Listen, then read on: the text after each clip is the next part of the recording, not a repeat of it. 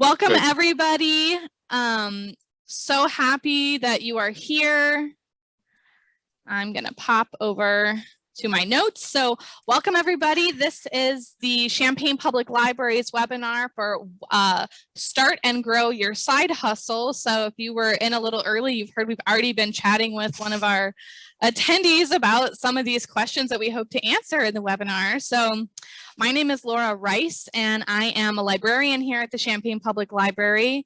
And I hope that, today you're able to listen to some of these things that we're going to bring up and really grow your business a little bit from some of these wonderful ideas that our business librarian, Madeleine Wolske, who is here to present today, is going to share with you. So I'm personally excited because I have a small business on the side of working at the library, and I started it totally the wrong way. So I want to hear how I should have done it the right way and learn how to help you all with that as well. So I think this is going to be a lovely presentation and you'll get a lot out of it. Before we actually get started with the webinar, I want to kind of share with you how we plan to organize it. So we'll be using the raise hand feature on the webinar. So if you navigate towards the middle of your screen and you'd like to choose the raise hand option, that will alert me that you would like to speak, and I will go ahead and ask you to unmute your microphone, and then you can feel free to ask your question over the microphone to the entire group. We encourage it. We think it'd be lovely to have that dialogue. If you're not comfortable raising your hand or it's just a question you'd like to ask to Madeleine and I, you can feel free to use the chat feature. You can choose whether you'd like to send the chat to everyone here today or if you'd like to just send it to the panelists, which would be Madeleine and I. Mostly Madeleine will be focusing on the presentation and I'll be replying to the chat. So just so you kind of know, we're also going to be doing, I think, some polls today. So we'll alert you when that live polls will happen. I'm excited to kind of work with you on that. And the last little thing I have is, in case you didn't know, the library is open to the public. We are happy to have you back in the building. We are finally restored all of our pre-pandemic hours, which is exciting. So that would be Monday through Thursday from 9 to 9. Friday and Saturday from 9 to 6 and Sunday from 12 to 6. So we are happy to have you come on in and use the Launch Business Center, come chat with a librarian. We are here for you every day of the week. So with that, I'm going to kind of pass it on to Madeleine. Feel free to use the chat feature with questions or raise your hand, and we are happy to work with you. We want this to be a collaborative and fun webinar experience for you all. So here's Madeleine Wolske. Well, thank you so much, Laura. So I am going to start our webinar off with one of those polls. I'm really curious to see where everyone here is within their side hustle journey. So if you're starting it, if you have an idea, or if you're in the middle of it, please share, and Laura will collect those and we can kind of hear more about that as soon as we've got enough poll things in there. So oh, it asked me, do I already have a side hustle? I do. Thanks, Laura. Yeah. Okay. So side hustles in the gig economy. So interestingly enough, and this might be pretty obvious, but the first reason that people like to pursue a side hustle is to get some extra cash. But others might pursue a side hustle because they want to find something additionally to give their life some extra texture, purpose, meaning. Maybe they're not within their desired career path. Maybe you want to become an entrepreneur, but you're not ready for those huge steps yet. I love side hustles because it's such a wonderful casual nature of putting on that entrepreneurial hat. I should be better at saying it, but I'm not. Entrepreneurial hat. So having a side hustle allows you to reap those benefits of independently working for yourself while you can retain the stability of your 9-to-5 traditional role. So it avoids any major downsides or risks that you might have if you're just going full-time into your own business. So I also want to emphasize that people who have side hustles exponentially have more success when they make that transition over to a full-time gig. And a little bit about the gig economy, you might hear it's especially been really popular as far as freelancing goes. So a side hustle also includes being an Uber driver, Lyft driver, maybe working for Grubhub, especially being a contractor to one of these bigger businesses, but working on your own time, not having a set schedule. So that's exactly what the gig economy is. So it looks like we have poll results and the majority of people here have a side hustle already. That's awesome. I'm always worried about like, do we need to focus more on the beginning or end? But we have a good amount of people here. So fantastic. Okay, so a little bit about me. I am the business librarian, but also a side hustler. So my main gig right now, or side gig, is Made by Mew. So that's the first little logo. It essentially is a polymer clay jewelry business, but I've also been expanding into hair accessories. And that's something I started about 3 years ago. While I had a side hustle organizing events for downtown Urbana with Imbibe Urbana. So essentially, I collaborated with local businesses and created events that increased revenue for the city. That included a lot of facilitating partnerships and providing platforms for makers like Made by Mew to sell their goods. So my last side hustle, which I'm slowly stepping out of this role, I think that's another hard thing about side hustles. It's really easy to collect a lot. So this last one is I owned the LLC Champaign Ladies Amateur Wrestling. And although I did not make money from this, we kind of ran it as a nonprofit. We were able to hustle over $30,000 by throwing wrestling shows and donated that to local nonprofits and charities. So I get so excited when I talk about side hustles because I mean, that's kind of where I've gotten the position I'm in today is because of all of these different small hats that I've been able to put on. So let's start off with choosing your side hustle. So the biggest thing here is recognizing your natural abilities and asking yourself, okay, what is my personality like? What are my current abilities? What are my goals? What would I be doing right now if I had more time? I really recommend everyone to make a want to do list and then break that down further. So you got an email from me this morning with some worksheets. Mine is in black and white. I didn't do the pretty colors, but for this first section, just start jotting down ideas. So understanding that it's not just what you want to do, but really thinking about your experiences, your background, understand that all these components that make you unique, they're all marketable, and get creative. So a good example is, do you love dogs? You could pursue a dog walking service. You could essentially be a contractor within a gig economy for already established companies. You could do pet sitting, training, maybe become a breeder, a feeding service for vacationing owners, understanding that you can really get creative with what you like and turn it into something that makes you money. So consider your education and any training that you might need to get better at something that you enjoy doing. So I attached a picture right here of Creative Bug. It's a new library database that we have that's all about making crafts, getting school skills that kind of revolve around making and using your hands. So you could take a couple courses on knitting or crocheting, for example, and start selling your goods. Understand that there are always opportunities for growth in what you like to do and what you want to do. I have to be realistic there. That's always something you don't want to talk about, but is always necessary because, for example, if maybe you're a bookkeeper, but you need to be able to market your services to others, but at the same time, you hate talking to anyone. So interpersonal skills are not your jam. You have to really consider, okay, so if I want to offer this skill set, are there other things that I am so uncomfortable doing that kind of put that out of the field, make it not relatable to my personality and what I can sustainably complete? So last one here is really important. Does it relate to your full-time job? There's 3 different components that work into this. So the first thing to consider is, does the pattern of your job experiences reveal special interests or aptitudes? I found that my love of event organization really translated well into project management, for example. Another thing is if you are an administrative assistant, and so you're really good at typing, maybe organizing things, you could definitely consider doing word processing or editing online. What happens when your side hustle is very similar to your current full-time job? Consider your emotional health. Burnout is a huge possibility.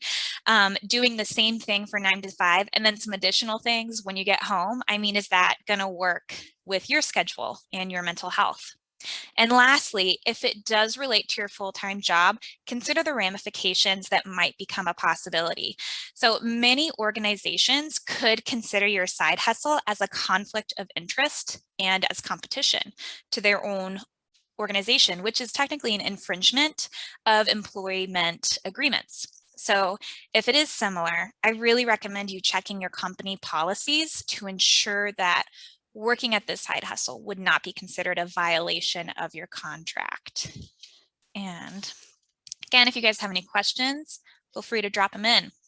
Okay, now that we've brainstormed a little bit, so identify what makes your side hustle unique. So whatever industry you choose to enter, it's an excellent idea to specialize, because defining your side hustle is going to help you stand out and allow you to truly identify and recognize what consumer you want to target. So if we were doing like if you wanted to do a full-time entrepreneurial journey, this is where we call kind of the business ideation. You want to lean stack your business idea to essentially solve a problem. You need to focus on, okay, so what need am I feeling? What issue am I solving? What is my target customer coming to me for specifically than other people? So here's a broad category we start off with. If someone who say, hey, I love to cook and I love to talk to people about what I like to cook, and I'm really good at cooking. So let's narrow that down a little bit more to baking. It's like, okay, that's still a pretty broad category. Narrow it down more. Okay, here we go. Vegan baking. So that's really niche. You already have identified also your ideal customer, someone who is vegan, or maybe they're trying to pursue a healthier lifestyle. So that kind of gives you notes on who you're going to be marketing to, where you're going to put information about your business, what tone and imagery you're going to attach to your business. And then you have to narrow that down even further. I know, I love making little categories. That's who I am. By thinking, well, what am I going to do with vegan baking? How am I going to share what I know about it with people? There's multiple options, but one you could do is, I love Food Network, and honestly, I would love to be a Food Network star. You could start by making quick TikToks or little informational videos that you start selling online. Maybe that goes into content creation. You start selling your recipes, how-tos, newsletters. You get a lot of affiliate marketing. So you're selling things that you recommend and getting a quick profit. Making your side hustle unique, it will lead you on all of these small roads in order to best identify what exactly you're going to do and who you're going to essentially market to, who you're going to serve. So you can see my picture. This is an earring that I made for my business, and I wanted to do modern, weird, out of the ordinary color combinations and shapes for people who aren't afraid to do something a little bit bolder. I knew when I started off that I could just make studs, but that's too broad of a market for just people who, okay, so if my audience is just people who wear jewelry, that's too broad. That's not going to make someone choose my product over anyone else. So again, identifying what exactly makes your thing unique and how people are going to choose you over another competitor is vital. So we next have research. So I want to focus on this as breadth, not depth. So we do have a lot of really great databases if you want to go into industry and market research on our website. And I also want to recommend anyone who does want to do a deep dive, please send me a Book a Librarian request on our website, and we can go through your industry together. It will be a great time filled with stats and data. So essentially, by doing your research, you can identify if there's a need in your community for your item. So when I first started doing jewelry sales, there were, especially with polymer clay, I know now they're incredibly popular, which is amazing because it's something that's relatively easy to make and everyone has different styles. But when I first came onto it, I'd say like about 3 years ago, it wasn't a huge thing at markets. I know I had a friend who sold amazing metal jewelry, and she luckily, well, on my part, luckily, she asked me to join her in one of these market sales. And so that's how I realized that, oh, there is a need for what I'm producing within our community because no one has really jumped on this yet. So again, seeing who your competition is, seeing what they're doing, identifying what you're producing and making sure it's not too similar.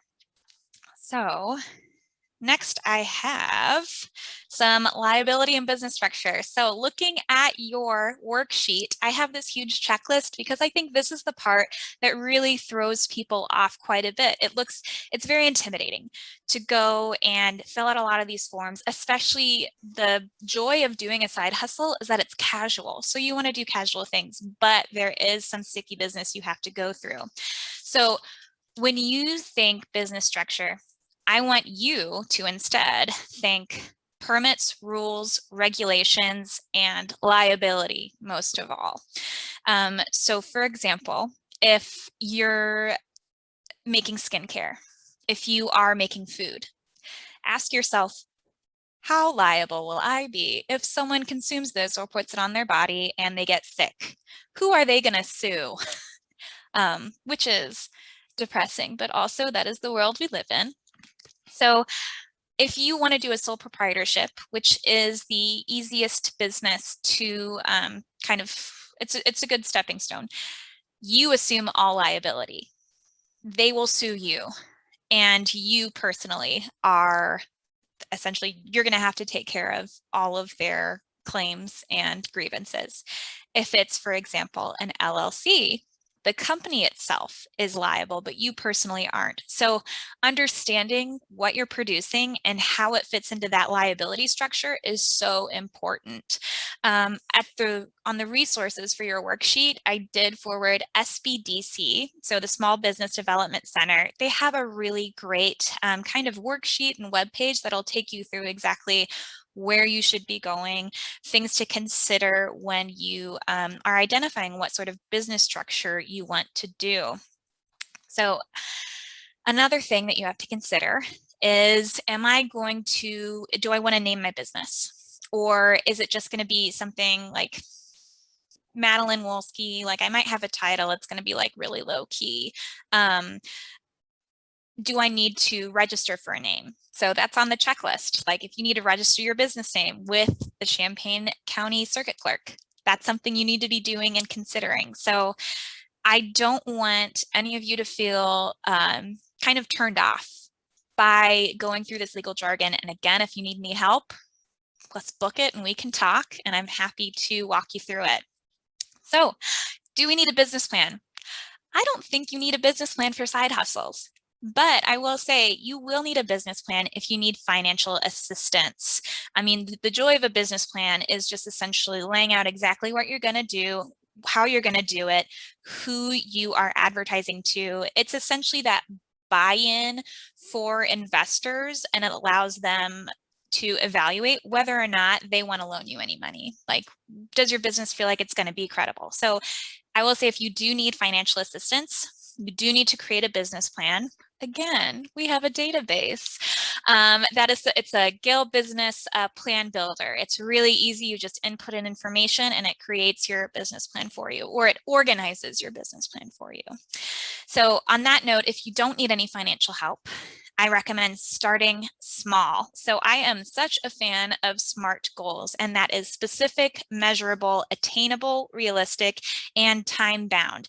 That's really how I was able to get my jewelry business off the ground, by breaking it down. Again, making it easy for me. So I always like to think no one starts from the place of boiling an ocean. The first step you have to do is add water to a saucepan and turn on the gas. So here's an example of a SMART goal. I want to create 100 pairs of earrings. That's my specific by December 1st for the mistletoe market. So that is attainable and realistic and time bound because, and this is again adding to my SMART goal, I have 2 months to do this and I can easily make 10 pairs a night. So outlining it all, making sure it's really blunt and clear. So laying out these key milestones in the form of these SMART goals allows you to launch, monetize, and iterate your side hustle and plan. So again, take that big dream that you have and break it down into smaller achievable steps. I know at the beginning, I was talking to Laura about my horrible obsession with perfectionism. And I definitely do that from time to time where I'll set this goal, this dream that is so incredibly large and unrealistic. I don't break it down. And the worst part is the fact that I get into the cycle of berating myself of like, I didn't achieve this. Oh, I'm not a great businesswoman. I'm still a failure. And that's only a thing because I set an unachievable goal. So again, so important to set these SMART goals. Okay, marketing plan. Everything you share has value. So you're building a brand, you're building reputation, you're building trust between you and your customers. So when it comes to social media posting, or honestly, any sort of material you put out there, there is tons of content and not enough time for any consumer to really take it in. So I want to emphasize, don't just put anything out there for the sake of posting. Think of all the objectives that you want to achieve from posting that item and make it count. So I shared a picture of a post that I recently shared on my Made by Mew account. And let's go ahead and talk about that a little bit more. So finding your niche, understanding what exactly to post. So your unique knowledge of your service or product should be shining through. So figure out how you are going to differentiate yourself from the rest of the other people who also have your hustle.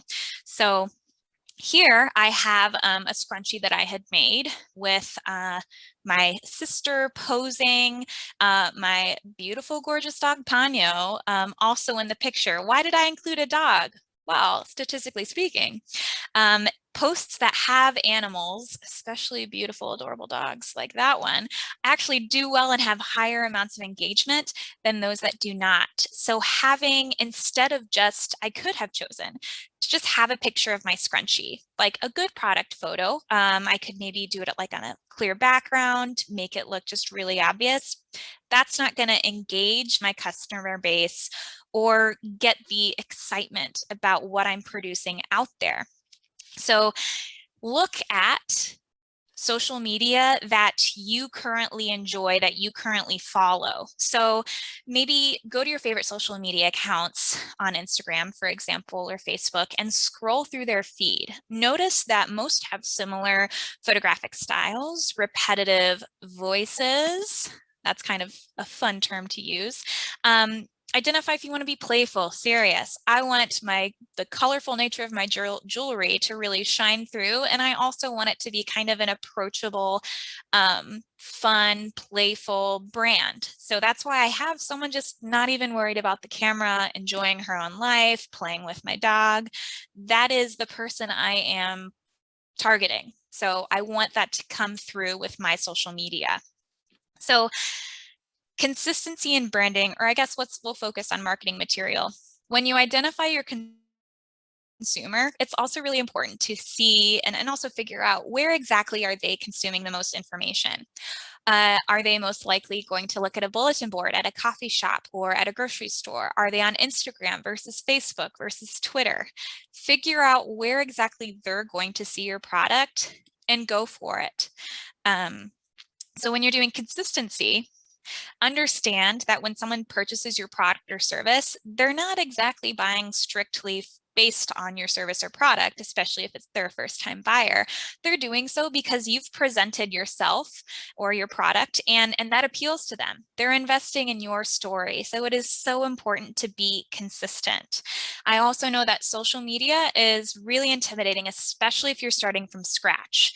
And on resources, I've shared HubSpot Academy, which is if you don't have a Champaign Public Library card, it is a free resource. They have a lot of lessons on content strategy, creating a marketing calendar. Highly recommend going into there, or LinkedIn Learning, which you can access with a Champaign Public Library card for lessons on SEO or other marketing things. So, managing income. 3 different things go into this. Focusing on which organizational techniques works best for you.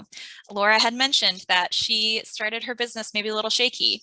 I was the same person doing that, specifically with organizational techniques. So one thing that I struggle with is that I am very tactile, a physical person. I like reading things that are in my hands versus something on a screen. So I really recommend, if you're like me, have one place in your office where you can put items related to your hustle. And one place does not include a place for papers, a bulletin board that you get to write things, and maybe a card holder. Those are 3 different places. Narrow it down to one specific place so you won't misplace your items.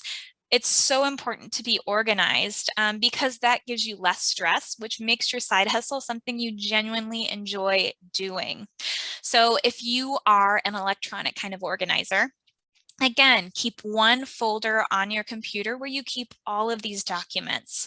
And especially if you are doing, I mean, you're as a side hustler, you are doing it all yourself. So when you keep accounting records, try to learn Google Sheets or Microsoft Excel. I did, again, in the resources, you have some places where you can watch some how to work Google tools and how to organize your files taught by our amazing technology librarians. But there's, again, also other resources online for you to learn how to do it. Hey, Madeline. So, yeah. Hey, what was that resource that you mentioned that was the free one? What was it called? I'll go ahead and put a link in the chat. For social media? Yes. HubSpot Academy. So the link is on the worksheet in the resources. Oh, perfect. I also recommend signing up for their newsletter. They have really cool stats on how people are interacting and engaging with social media now, and really great marketing techniques and strategies. It's one of my favorites. Yeah. Okay. Thank you. Oh yeah, of course. No, thank you for interrupting. So I think the worst thing to hear, and I hear this quite often, when you don't think you'll need an accountant, that you've already needed one yesterday. So the best way to avoid that, start tracking all of your expenses from a week ago now. When I started doing polymer clay jewelry, I did it with just the intention of giving to these for friends as gifts because I'm like, oh, no one's going to want to buy these. Like, I'm just having fun. It's just something I'm enjoying doing. Well, guess what? The majority of your hobbies can be monetized and might as well. I could have saved some bucks if I had categorized the polymer clay that I purchased as a business expense. So again, start tracking your expenses. There's quite a bit of jargon that goes into profit and loss. Again, on the resource worksheet, there is a wonderful webinar that we had at the library, and I also have an Excel sheet attached to that I really recommend using. It helps you kind of understand how you should organize your expenses and organize your profit. And on that note, considering taxes. Depends on what you're selling, where you're selling it, who you're selling it to sometimes.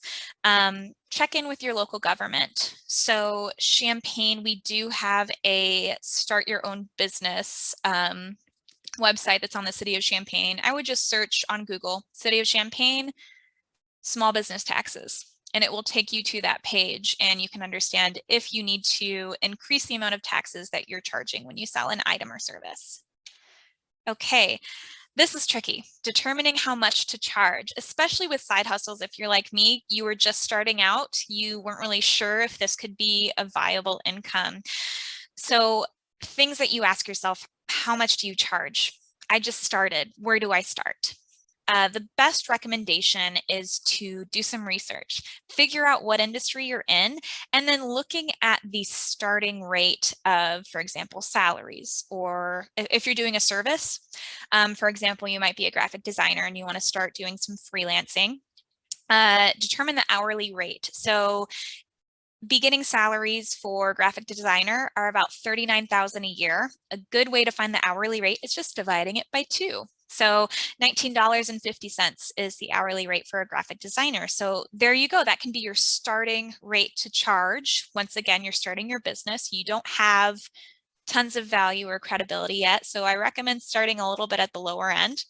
If you're creating a product, you need to do some research as well. I recommend going on Etsy or other places where they sell similar items and just see what other people are pricing. If you can go into a store and there's something that you want to make there and they're selling something similar, again, make note of the price. With something that you're producing, you need to be able to calculate the price of the item by incorporating what you purchased to make it, so like baking supplies if you want to be a vegan baker, and then take into consideration how much time you've spent on creating that product. So, and then you can determine how much you want to pay yourself per hour. So one other thing to consider is when I started making earrings, I also asked myself, as a thrifty Midwesterner, how much would I realistically pay for a pair of earrings? And that kind of also helped guide me when I first started off. So we want to create value.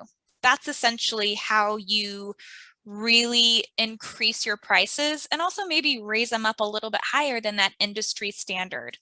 So I'm going to go through all of these different bullet points. So experience, asking yourself, what do your clients feel, receive, and talk about when they hire you that they won't get for somewhere else? I always like to consider the Apple Store versus a Radio Shack. Technically, they're both electronic stores that sell similar items, but when you walk into an Apple store, it's clean, you know exactly where to go, it's all white, they spend a lot of money on interior design, versus a Radio Shack. Granted, I'm not sure if those are around anymore. But I remember walking into some and I mean, it was just a nice repair shop, like pretty cluttered, but very accessible. It didn't have that like flashy allure that an Apple store does. So specialization and exclusivity.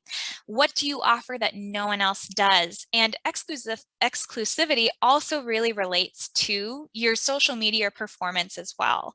So are you selling a certain brand? We see this a lot in influencers, people purchasing items that make them look like they fit into a specific class or group of people. So are you contributing to that kind of aura or mindset? And then we have quality. Am I offering a higher quality service than those in my price range? Laura here, she also makes polymer clay earrings. And when I was first starting out, she said something that really resonated with me because you can kind of see in the bottom of this image, there's some huge earrings that are pretty thin. I would wear them around my house and they would work for me, but I got a couple of customers who would come back and they're like, they broke. I don't know what happened, and I would fix them for them. But Laura was like, yeah, whenever I make a pair of earrings, I sleep in them, I eat in them, I was swimming in them, and she wears them for a good long time to ensure that her customers are going to be satisfied with the products they purchase. So make sure that quality is there. Recommendations. I mean, this is the best ammo you can ever get to get more customers, is having recommendations from previous clients, because people trust what other people say.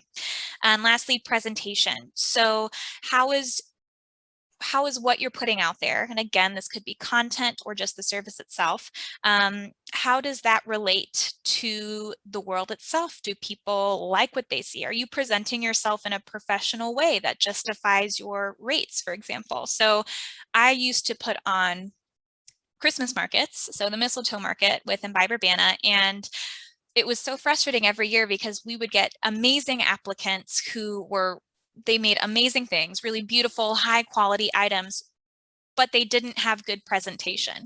And when someone goes to a market, you want to make sure that they're going to be drawn in by this person's just overall appearance, their presentation. And if that's not there, as a market organizer, I don't want them to bring down that status that I have for my specific market. So really pushing forward, making sure your branding is on point, making sure that you keep on using the same language and style so people can recognize your presentation as well.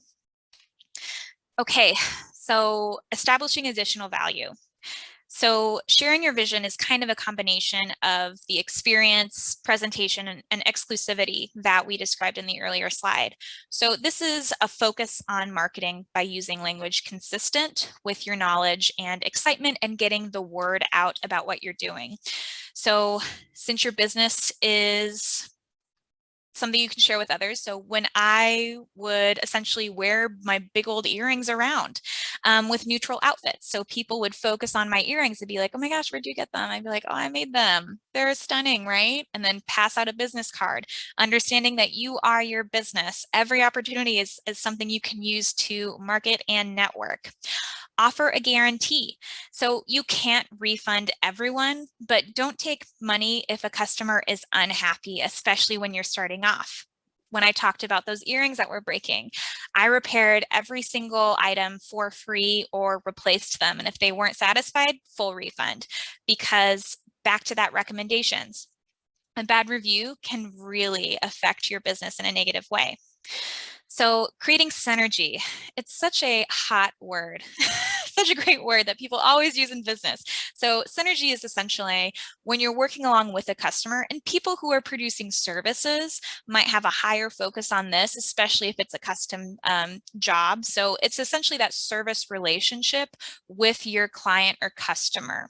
So you want to make sure you're respecting your creative vision, but also putting their thoughts, opinions, and ideas first. So you build that synergy with a client by asking them, what are your expectations for the final product or service? Or like, is there anything small you can think of that would make my product really special? And lastly, you can establish additional value by preparing. I mean, when I talked about passing out business cards, making every meeting a networking opportunity, when people contact you, that is not the first point of that meeting. Someone first is interested in you by seeing an advertisement or talking to someone who you've provided a service or product for previously. They also start as phone calls, emails, DMs. That is where your interaction with that client or customer begins. So if you're maybe setting up a meeting for a service or a custom item, take an hour before the meeting to develop a sketch, a sample, an idea, and incorporating maybe a statement within that meeting that says, this is all preliminary, but I thought of a few things before our meeting and I thought I'd share my vision. That shows the client and customer that you're invested in producing something that's worth their time, and it makes them more excited to work with you and to purchase more things from you in the future. So we're slowly going out of the quarantine. I mean, Illinois is now open. But if you are doing this virtually still, you can still do that. Well, you can still do this virtually by creating an email thread that is consistently checking in without being a little bit too overbearing, and make sure you, maybe even before you set up a meeting, email them with a document so they don't have to dig through other things in order to find it. So thinking about what exactly can you do pre-meeting or producing a service to make that client really invested in what you're producing. On that note, raising your rate. So we're really into the growing of your side hustle now. So there isn't a formula for when this will happen. This happens once you've established a large pool of clients or customers and they have given you value. So again, you set the price, your customers give you your value. So when you raise your rate, I think especially a lot of people don't like to talk about money, especially if maybe you have given someone, you've previously done a job for someone and now you're raising your rates. Do you give them the same discount? How do you let them know that you're increasing your prices? So first off, by asking people feedback to validate your raising of rate. So asking them like, hey, maybe would you mind filling out the survey? Was my product or service worth more than what you paid for? Would you be comfortable recommending me to your friends? Are you happy with the service or product that I provided? It is so important to watch for body cues and detect honesty if you're in person, or if you're sending an email and they've written you back. Really comb through those and kind of judge an earnest answer versus something that maybe might be a little fishy. So to make that strategic raise with current clients, do not surprise them with an increase. It's incredibly rude and it shows you don't value them as a returning client. So you have choices of continuing to provide them with your previous going rate. Again, you can give them discounts or you can just increase it across the board for everyone. So I really recommend before updating your website, sending out them an email or sending a newsletter or something that explicitly kind of states, starting December 15th, my hourly rates will change from $15 to $20. This increase is a result of some new technology or manufacturing or skills I'll be incorporating into my services and the increase of my bottom line costs. I want to continue to drive the relationship between us, so any work booked before that date will be billed at the current going rate. So telling them what you're doing and giving that why. There's a lot of studies that say if you just tell people why you're doing something, they're more likely to let you do it. So treat them like a person, treat them how you'd want to be treated, but also acknowledge that it's okay to lose clients. Especially if you're raising your rates, you're just going to get some new amazing clients, and that's exciting.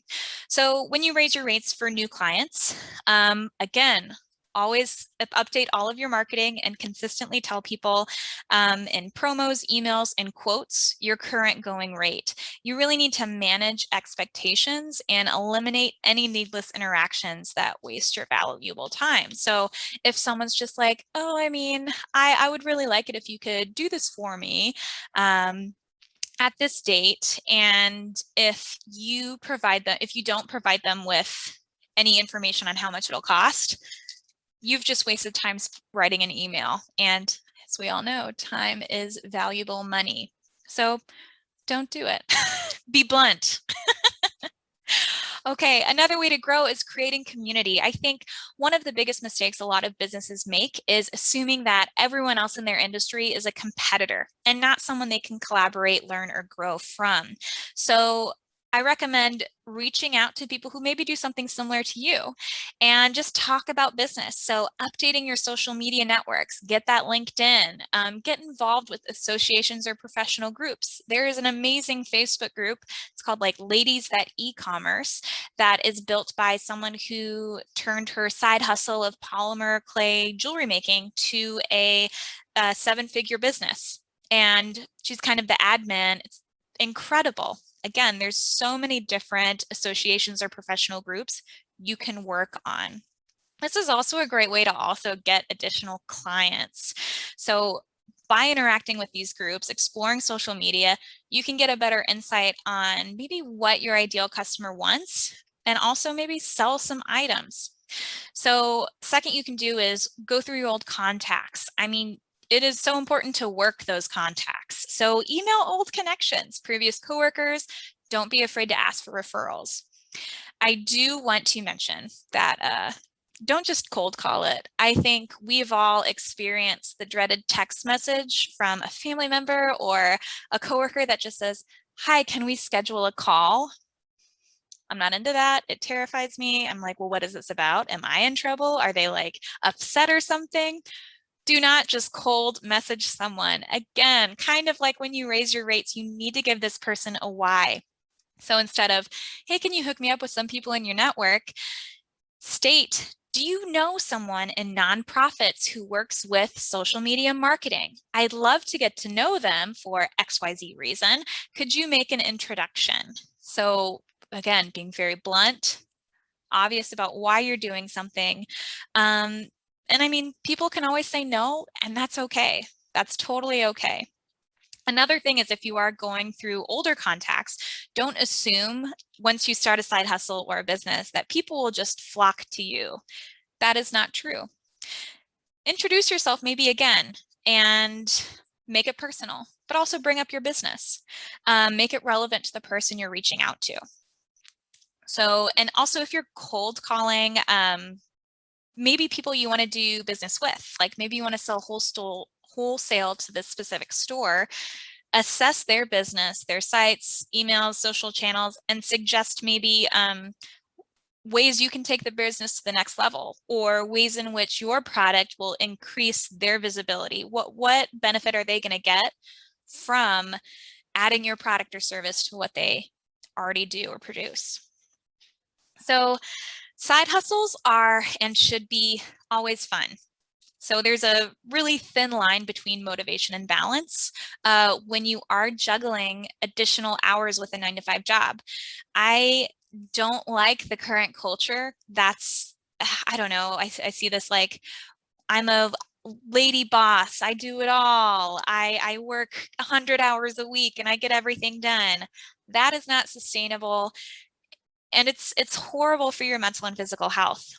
So make sure your side hustle is something you genuinely enjoy doing. So I like to make things. I've always been a maker. It brings me joy. It brings me relaxation. And by making earrings, being creative about it, being creative about anything, it's not a chore for me. It's something I genuinely enjoy doing. So again, your hobbies can be monetized, might as well monetize them through a side hustle. Also pacing. When I said that SMART goal earlier, I knew it was within my ability to make just 10 pairs of earrings a night. You do not want to make a commitment to a wholesale market that's like, hey, I need 60 pairs in a week or in 3 days. That's not realistic. You're going to get burnt out so fast. Attitude, again, making sure you can draw from these positives. Relieving stress maybe. Also, a lot of side hustles can also offset negative emotions you get during your full-time job. I know we were talking with someone earlier who had questions about like, well, how do I get this out? Understand that you don't have to be a DIY side hustler. If you have the resources, I highly recommend delegating and outsourcing tasks. We all have weaknesses. It's unrealistic to assume we're going to be great at everything. So maybe do some research, maybe even barter something that you're doing with someone else who does a skill that you need, and consider that option. Managing time. I'm addicted to my Outlook calendar. Ensure that you, instead of just assuming you're going to get it done on a Saturday, book it. Book it in your calendar so you know I've made a commitment to myself and my side hustle that from 1 o'clock to 5 o'clock on Saturday, I am going to be doing this for my side hustle. Maybe I'm balancing the books. Maybe I'm making new earrings. Manage your time and be realistic when you make these tasks. Lastly, review and reflect. I think it's really important to take notes and just check in with yourself while you're doing the side hustle so you can recognize shortcomings and identify how to work more efficiently in the future. Ask yourself questions like, are you spending more time creating newsletters but not receiving any feedback? Are there areas of your growing gig that you could outsource, delegate and outsource to make room for more lucrative endeavors? Everything's in a constant state of flux. Your role with this side hustle is going to be changing. What you do is going to be changing. So understand that flexibility is something that's important and work at it. So lastly, how to continue growing. We kind of went how to establish value, and this is a little bit into there, but it kind of works it out a little bit extra. So customer feedback is your backbone. Hone in on your customer experience by road testing new ideas in your newsletters or how you interact with someone. Connect over social media. Receive immediate feedback before maybe you go full scale. This is kind of if you are finding that your side hustle is becoming incredibly lucrative and it's demanding a lot of your time, maybe consider becoming a full-fledged entrepreneur. These are kind of some things that like seeing what customer feedback is and how responsive the demand is for your product or service. That's going to tell you if you can make it work.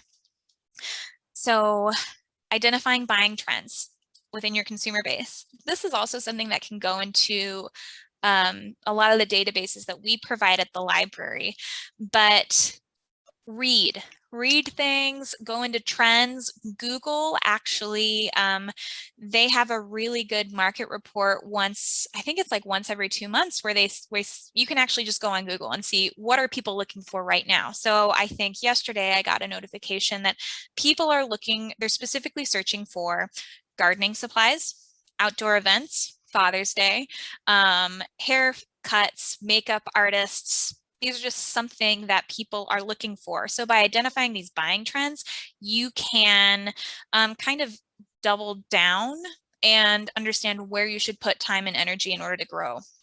So maybe during the holiday season, like December, you could maybe incorporate specific specials into your services or tailor your products to suit that demand in the market at that time. So be flexible. Again, what you do in your business is going to change. Lola Pettinger, Glow by Lola, she's wearing it was great giving her a pair of these earrings because she then took advertising pictures of herself wearing them. But she does yoga, and she also makes a lot of body kind of goods, lots of lotions and oils. When the pandemic hit, she pivoted and started, because people weren't going out to stores to buy things, she established a stronger web presence, really did a lot more on social media, and also offered to drive her goods to people's homes. So they didn't even have to pay for shipping and handling. She's like, I want to make my products and services as accessible to you as possible. So be flexible. It also kind of allows you to be more creative and makes the dirty work of running your own side hustle a little bit more fun. And lastly, expressing gratitude. I purchase a lot of things on Poshmark. It's a secondhand clothing service, and I was so surprised the first time I purchased a pair of shoes to get a thank you note from the seller. And one of those, something as simple as just expressing gratitude, like, hey, thanks for buying my product. I am more likely to purchase again from that specific seller than from anyone else because it's a personalized service. It's a surefire way of getting additional recommendations from previous clients. So, and again, if you have that human backing behind your product service, you're making that word of mouth even more powerful. So no matter what industry, people's feedback, it's going to be the loudest voice in the room. So by providing exceptional service and enhancing the customer experience in every way you can, you increase the likelihood of having a stream of clients coming in. So other ways this looks are like personalized emails, even just being a good listener. So like utilizing their preferences to introduce them to new goods or services. So if you maybe, I heard this great example of owning a coffee shop, getting to know that customer who comes in, if they just order a coffee every day, you can be like, hey, so I noticed that your preference, you prefer this specific dark roast. It actually pairs really well with this scone. Is it okay if I just give it to you today? Like, would you like it for free as a complimentary, like, thank you for being a repeat customer? That person is probably going to start buying a scone every time they come into your coffee shop. So being a good listener, being aware of what that one person is purchasing. And then again, little thank you notes. So doing these easy things and prioritizing customer service can really increase your overall growth and allow you to leverage what you're doing for some more lucrative opportunities in the long run. So I will say, I just gave so much information in what seemingly felt like 5 minutes. So I would love to open up the floor now, and you guys feel free to come ask some questions. If you want to verbalize any questions, feel free to raise a hand. If you want to type them in, that's perfectly fine too. While you're typing, I do want you to be aware of our next business webinar. That's Monday, July 5th with Erin Tarr. She's a local entrepreneur who knows the way around social media. She's really active, and she's going to be giving lots of great tips on how to boost your social media presence. So does anyone have any questions today? While we're waiting to see if anyone has questions, I want to say it would have been so helpful. I found this presentation so lovely, and I hope it's helped someone who hasn't even, who has an idea but doesn't quite know how to, like, what's the next step. I think this just outlines some really good things to just consider. Well, thank So, you. Yeah. You're not biased at all, though. I'm not biased at all. No, but Madeline and I have talked like on the side, and just having something like this that is like, it's attainable. It's like a person telling you their story too, not just like a bulleted list of things you need to do. It's lovely. Yeah. And again, I would love to hear more about your side hustle. If you want to book a one-on-one consultation, that would be so much fun for me. And hopefully for you too. Yeah, there is a link to that in the chat. I think it's one of the first ones I posted, so you can click through that if you'd like to book a one-on-one session with Madeleine. I don't know if you can see the chat right now, Madeleine, but people are saying they've enjoyed the presentation. No questions, great advice.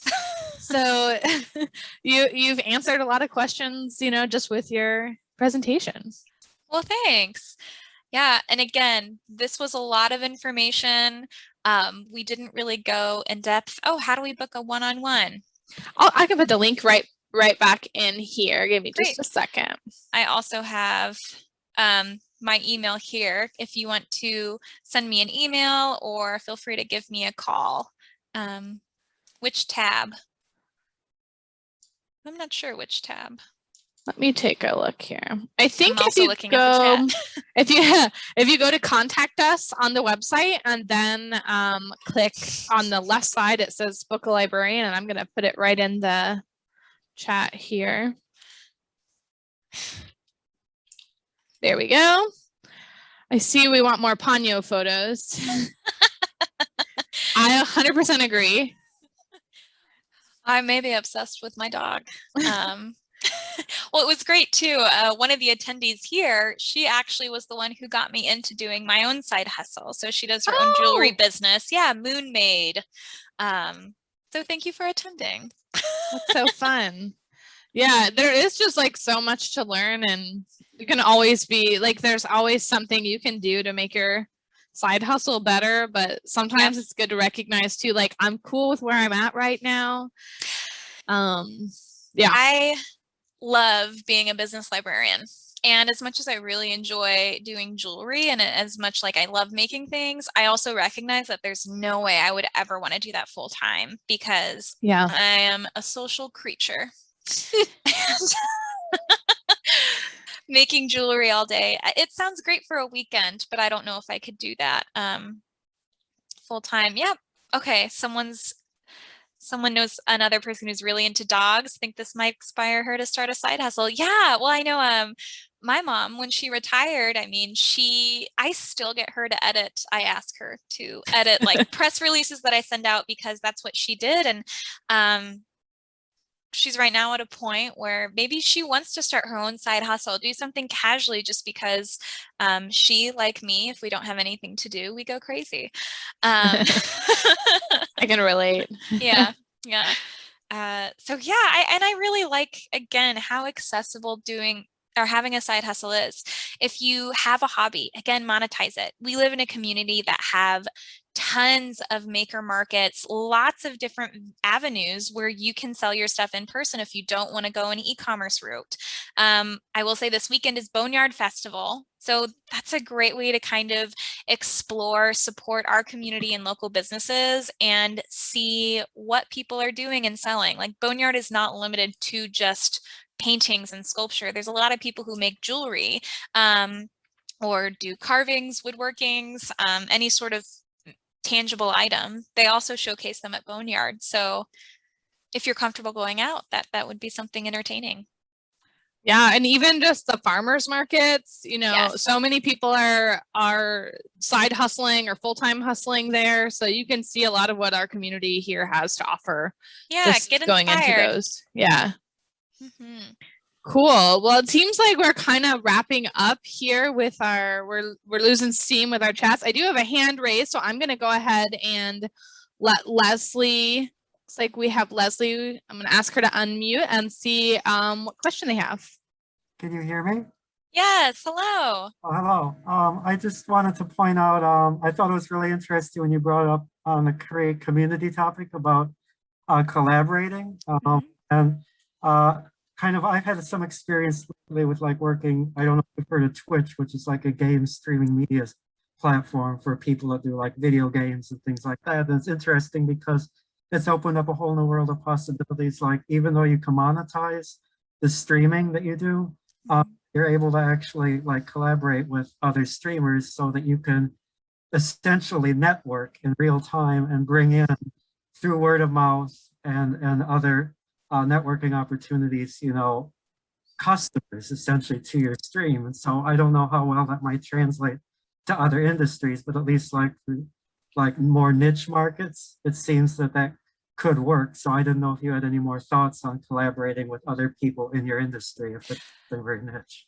Yeah, I mean, even if you're really niche, it just makes sense. I mean, if I were to use your example, if you're monetizing your streaming platform, by collaborating with someone else, you're just increasing your audience as a whole, and exposing what you provide to their audience specifically.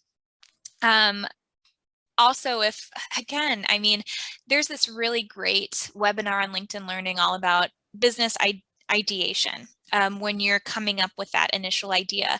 And the expert entrepreneur, which unfortunately I neglect to remember his name, he really recommends talk about it with as many people as possible before doing any of the groundwork, because by sharing an idea, sharing what you do, you're able to get so much valuable feedback. And also, I mean, working in a team, and I can definitely attest to this, bouncing ideas off of more than one person allows you to become more creative and see different outcomes that you normally wouldn't have thought of or been exposed to. So, I mean, the benefits of connecting and collaborating, not only to improve your business idea, increase your audience, so ton of extra marketing opportunities, but also get feedback from other people who are in the field that you want to be in. I mean, there is just a world of good that can be done if you get the advice of someone who maybe is in a field or in a position that you want to be in. It's just, yeah, I am such a big proponent. I don't know why I have to push proponent of just collaborating and communicating. Yeah, I think locally we have a lot of wedding venues, and it was wonderful talking to some of like there's 3 specific ones, and they were telling me how with the pandemic, I mean, this is the first time that they got together, talked together, and then realized like, hey, the fact that we're now in communication, we can determine what we each specialize in. And maybe if we have someone who comes to us and want to use our venue hall, but they express dislike in something, I can recommend them over to you, and you can do the same thing for me. So Makes sense. Thank you. yeah. And I'm glad you brought up the streaming, because again, that's an amazing side hustle.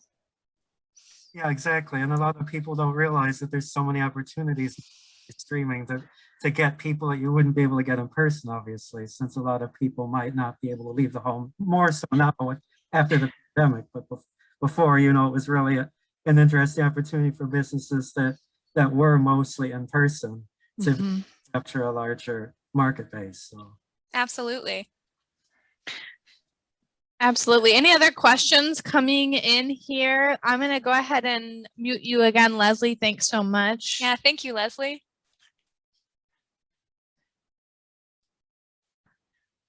So far, I think we're all kind of losing steam.